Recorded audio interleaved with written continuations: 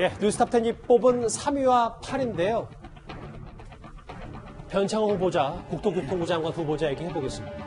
사회적 약자를 폄하하는 발언을 해서 후폭풍이 참 거센 변창흠 후보자입니다. 그런데 추가 의혹들도 야당을 통해서 계속해서 제기되고 있습니다. 국토교통부 장관은 무엇보다 현실을 제대로 이해하며 현장을 잘 알고 국민, 전문가 등과 끊임없이 소통해야 한다고 생각합니다.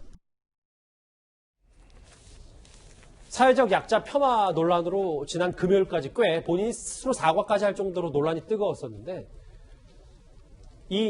사실 야당에서 주장하는 일감 몰아주기 논란 말고도 좀 맨 마지막으로 가볼까요? 오늘 좀 새롭게 등장한 게 뭐냐면 이현정 의원, 네. 법인카드 부적절 사용 논란인데 이거 좀 설명을 좀 해야 될 것 같은데요. 그러니까 지금 이제 변창흠 후보자가 서울주택공사, SH공사죠. 거기에도 이제 사장을 했었고, 그 이어서 이제 LH공사, 대한주택공사에서도 이제 사장을 했었습니다.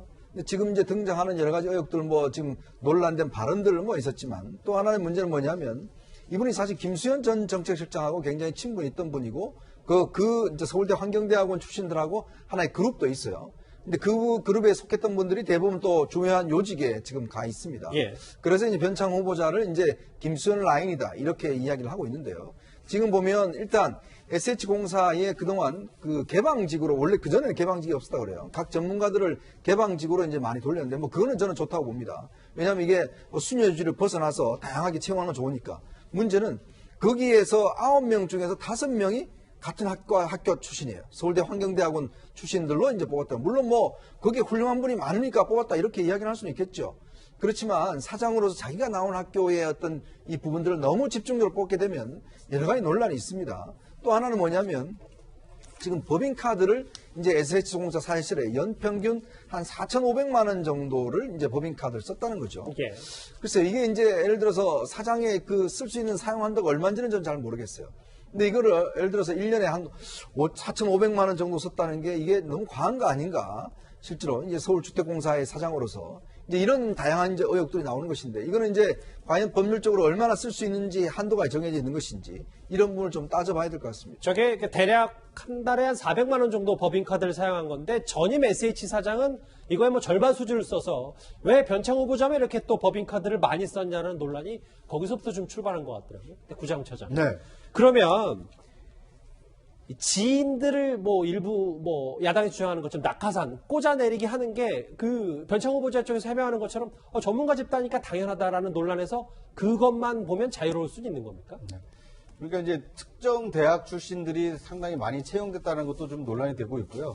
또 한 가지는 이제 비정규직 사원들을 이 무기 계약직으로 전환을 해달라 이런 요구가 있었는데 예. 그 약속은 지키지 않으면서 결과적으로 누구를 채용했는가를 보니까 이 변창흠 후보자가 이 교수로 있었던 이 세종대 제자를 채용했다라는 의혹이 좀 새롭게 제기가 되어 있는 겁니다. 그러니까 이 불공정 이슈가 지금 변창흠 후보자 주변에서 자꾸 나오고 있는 건데요.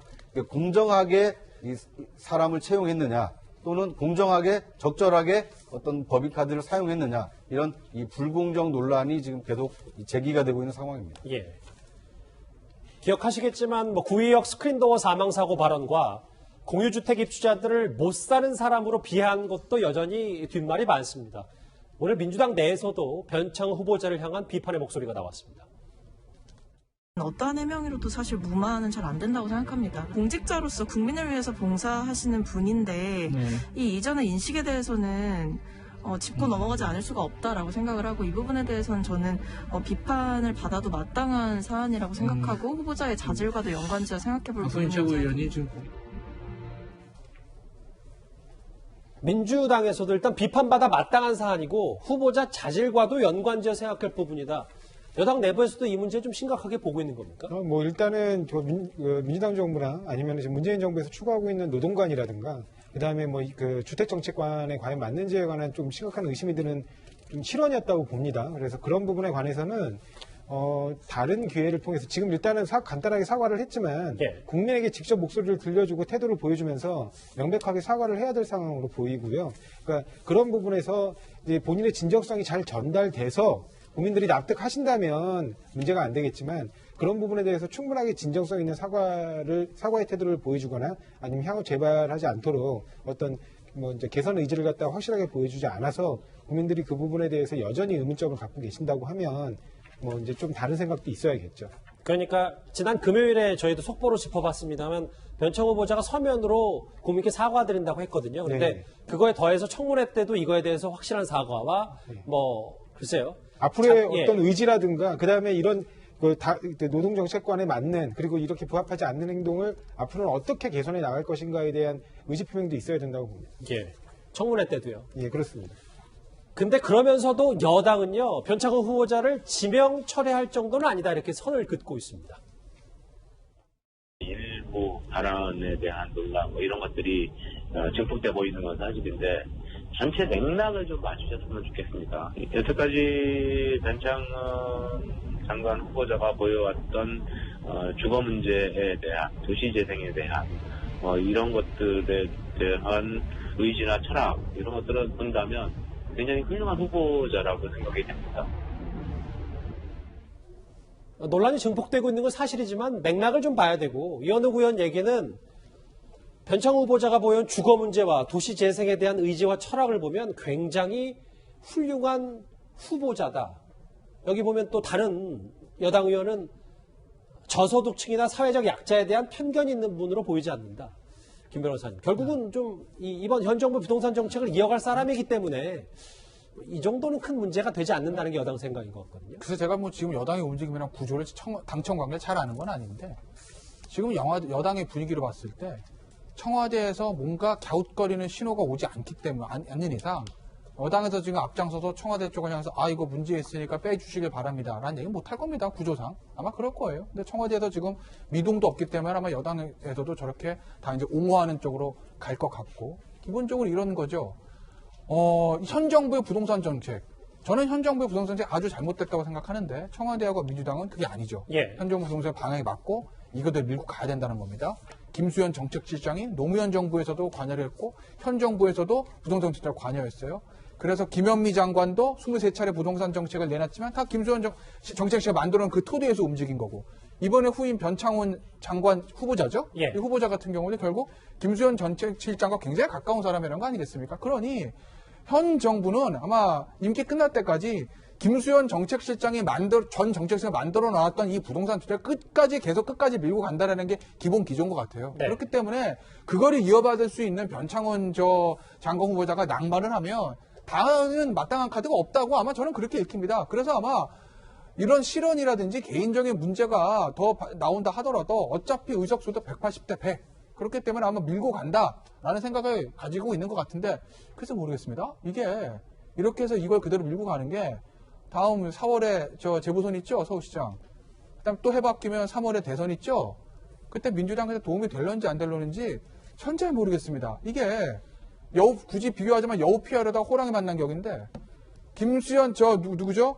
김현미 장관이나 변창훈 후보자나 부동산 정책은 똑같이 가는 건데 김현미 장관이 실언이 많아서 내리고 그래도 좀 정치인 출신이 아니니까 말을 좀 덜 할 수 있는 변창훈 신임 후보자를 내정을 한 건데 예. 과거에 했던 얘기들이 계속 나오는 것이거든요. 예. 그러니까 민주당으로도 곤혹스럽겠지만 아마도 청와대에 사인이 없는 이상 그대로 아마 이 기조를 밀고 나가려고 하는 것 같습니다. 알겠습니다. 결국 이번 주 인사청문회 전국에서 핵심은 바로 변창흠 후보자가 될 것 같습니다. 그런데 한 진복의 원로가요. 최근 문 대통령을 강하게 비판하기도 했는데 문 대통령의 관련 발언 잠시 듣고 오겠습니다. 평범한 국민의 삶에 힘이 되도록 사람 중심으로 경제 기조를 세웠습니다. 이현정 의원님, 네. 화면을 좀 같이 보겠습니다. 네. 문재인 정부가 왜 집권했는지 모르겠다. 국정철학 안 보인다. 민주건달이다. 홍세화 전 대표가 어떤 인물이길래 이 말에 좀 저희가 의미를 받아들여야 되는 겁니다. 홍세화 씨 같은 경우는 이제 서울대를 졸업하고 난 다음에 난민전 사건이라고 아마 기억하실 겁니다. 1979년도에. 난민전 사건에 연루가 돼서 당시에 프랑스로 망명 신청을 했어요. 그 유일하게 그때 망명 신청이 받아들여져서 한 20년 동안 프랑스에 망명 생활을 하면서 주로 택시 기사를 했다고 합니다. 그래서 나는 파리의 택시 기사다. 이 책을 내서 상당히 유명했던 분인데 그나마 이제 본인 스스로가 이제 사회주의자라고 이야기를 하는 분입니다. 근데 이분이 한겨레 신문의 그 칼럼을 통해서 예. 지금 이 현 정권의 어떤 이 여러 가지 이 부분에 대해서 한겨레 신문이 아니고 이제 신동아 이 인터뷰를 통해서요. 이 현 정권의 문제에 대해서 굉장히 이제 비판적인 이야기를 많이 한 겁니다. 더군다나 과연 국정 철학이 뭐냐라는 문제거든요. 그러니까 단적으로 이야기를 해서 지금 문재인 대통령이 사람이 먼저다는 이야기를 했지 않습니까? 자, 그러면 변창흠 후보자가 지금 이 이야기한 내용을 보면 과연 이게 사람이 먼저다라는 국정 철학을 공유하고 있는 분인가요? 가장 핵심적인 국토교통부 장관을 할 분입니다. 그런데 아무리 어떤 내부 회의라고 하지만 그 내부 회의에서 어떤 면에는 좀 없는 분들, 또 형편이 어려운 분들, 또 그다음에 사회적 약자에 대해서 예를 들어서 뭐 미쳤다고 밥 사 먹느냐라든지 또 걔가 잘못했지 뭐가 잘못했느냐라든지 이런 식의 언행들이 서슴없이 나온다는 것은 예. 그런 전 단지 하나의 말실수라고 보지 않습니다. 그분의 어떤 기본적인 철학과 인식의 문제거든요. 변창흠 후보자. 그렇죠. 과연 그런 분들이 현 정부에서 장관을 하고 국정의 어떤 운영을 하고 과연 이런 분들이 국정 철학을 대표하는 분들인가 문제예요. 저는 딴 걸 떠나서 그렇다면 민주당과 청와대가 이 문제를 저는 분명히 하고 넘어가야 됩니다. 자, 이런 분들이 우리의 정체성을 대변하는 분이다라고 선언하고 가십시오. 안 그러면 이런 분들에 대해서 장관 후보자 내세우면 안 됩니다. 예. 왜냐하면 이런 어떤 그동안 노동 중심, 사람 중심, 그 다음에 본인들이 공정, 가치 얼마나 많은 이야기를 했습니까? 과연 본인들이 지금 야당이었다면 과연 이런 분인데 가만히 있었을까요? 과연 그걸 상징하는 분들입니까? 과연 변창흠 후보자가 이 국정 철학을 대표하는 분인가요? 그런 부분에 대한 답을 좀 저는 대통령이나 여당에서 내주는 것이 필요하지 않는가? 저는 그래서 뭐 사과하면 다다? 글쎄요, 다겠죠. 끝나면 임명하면 되니까. 근데 국민들의 생각은 안 그럴 겁니다. 모레 청문회가 아마 1차 고비가 될 텐데 변창흠 후보자 청문회 많은 주목을 받을 것 같습니다. 구정 차장. 네. 이번 주제 넘어가기 전에 주무부처 장관 후보자잖아, 부동산. 네. 지금 논란이 되고 있는 방송계 얘기 하나만 해보겠습니다. 다음 화면을 좀 볼게요. 잘 아시잖아요. 방송계에서 배우 김광규 씨가 네. 주말에 있었던 SBS 방송연예 대상에서 네. 재석이 형 집값 좀 잡아줘. 이게 꽤 논란이 있는데 어떤 면에서 뭐가 지금 뒷말을 많이 낳는 겁니까? 이게 이제 저는 뭐 그 김광규 씨한테 직접 들은 건 아닌데 그 나훈아 씨의 노래 있지 않습니까? 테스 형, 세상이 왜 이래, 정치가 왜 이래.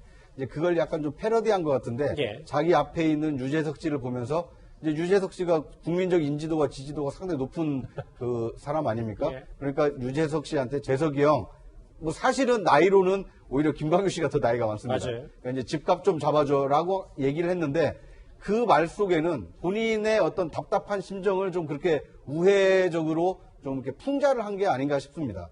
그러니까 유재석 씨가 그걸 집값을 잡을 수 있는 사람은 아니지만 오직 답답했으면 그 가장 인기 있는 그 배우에게 그 MC에게 뭐 그런 부탁까지 할 정도냐라고 이제 김광규 씨는 그렇게 얘기를 했는데 그거에 대한 반응이 또 좀 놀랍지 않습니까? 뭐 소위 얘기해서 이제 대통령과 그 정부를 지지하는 측에서는 아니 대통령이 지금 얼마나 고생하고 있는데 그 수상 소감으로 그런 얘기를 하고 있느냐라고 오히려 이제 김광규 씨를 좀 비판을 하고 있는데 예. 김 씨의 얘기는 그만큼 많은 서민들이 느끼는 부동산에 대한 어떤 열패감이 있다. 제발 집값 좀 잡아달라. 대통령이 아니라 유재석 씨한테도 그런 부탁을 하고 싶을 정도로 좀 심각하다. 뭐 이렇게 받아들이면 어땠을까 하는 아쉬움이 남습니다. 연예계 수상 소감회까지 등장한 부동산 얘기, 김광규 씨 얘기까지 한번 짧게 짚어봤습니다. 변창흠 후보자 논란 여기까지고요.